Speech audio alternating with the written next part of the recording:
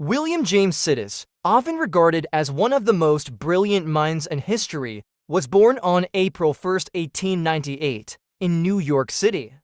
His extraordinary intellectual abilities set him apart from a young age, but his life was defined not only by his genius, but also by the overwhelming pressures and the intense media scrutiny that accompanied it. Sidis's parents, both highly accomplished, played a crucial role in his upbringing.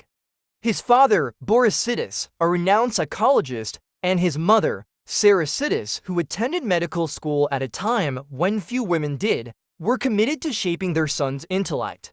They treated him as an adult from infancy, exposing him to rigorous education and early learning experiences. By the time William was 6 months old, he had learned the alphabet, and at 18 months, he could read the New York Times. His early childhood was marked by an insatiable thirst for knowledge, with his parents fostering his understanding of the world through a non-traditional educational approach. For instance, William learned to spell by understanding the patterns behind words, rather than through rote memorization, and by the age of 8, he could speak 8 languages, including Latin, Greek, and Hebrew. At just 11 years old, Sidis enrolled at Harvard University, where he would quickly make a name for himself.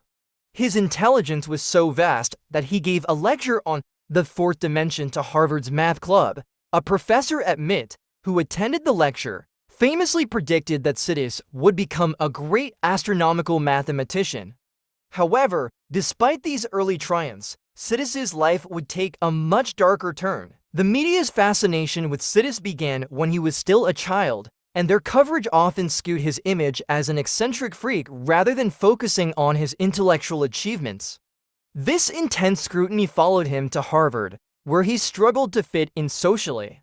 He had no interest in sports, girls, or the typical teenage activities that his peers enjoyed. His awkwardness and social isolation were exacerbated by the fact that he was several years younger than most of the other students.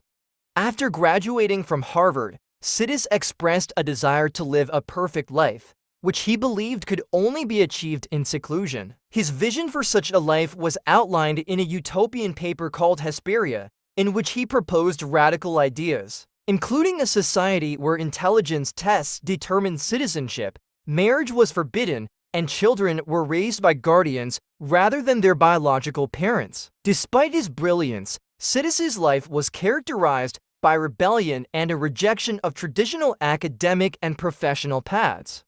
He briefly taught mathematics at Rice Institute in Houston at the age of 17, but his time there was short-lived due to his inability to connect with students and his growing dissatisfaction with academic life. He also pursued law studies at Harvard Law School, but dropped out before completing his degree. Sidis's life was further marked by his anti-war activism. He was briefly jailed for participating in a May Day rally in Boston, where he voiced his strong opposition to war and capitalism. During his time in jail, Sidis fell in love with Martha Foley, but their relationship was short-lived, and the unrequited love left a lasting impact on him. Sidis's most significant academic work, The Animate and the Inanimate, challenged the second law of thermodynamics, suggesting that the universe could potentially reverse its course. However, this book was largely ignored, and Sidis never received the recognition he deserved for his groundbreaking ideas in physics and cosmology. Instead, he became a subject of ridicule, with the press more interested in his personal life than his academic achievements. By his 30s, Sidis had retreated from the academic world entirely and took up menial jobs, including working as an office clerk in New York. His extraordinary intellect remained hidden as he chose to live a low-profile life, avoiding higher-paying jobs that would require him to use his genius. As time went on, Sidis's health began to deteriorate, and he became increasingly isolated. His life, which had once held so much promise, was now consumed by the pressures of living up to the expectations placed on him. William James Sidis died on July 17, 1944, at the age of 46 from a cerebral hemorrhage, which led to pneumonia. He was buried beside his father in New Hampshire. In the years following his death, Sidis's life was the subject of much speculation. Some, like Dr. Gerard, a faculty member at Rice University, argued that Sidis's tragic fate was not the result of his parents' intense educational efforts, but rather the cruel and thoughtless treatment by the public and the media. Sidis's story serves as a poignant reminder of the perils of genius and the pressures of living up to society's expectations. Despite his unparalleled intellect, his life was far from the idealized vision of success. He remains one of history's most tragic figures, a brilliant mind overshadowed by the weight of the world's gaze.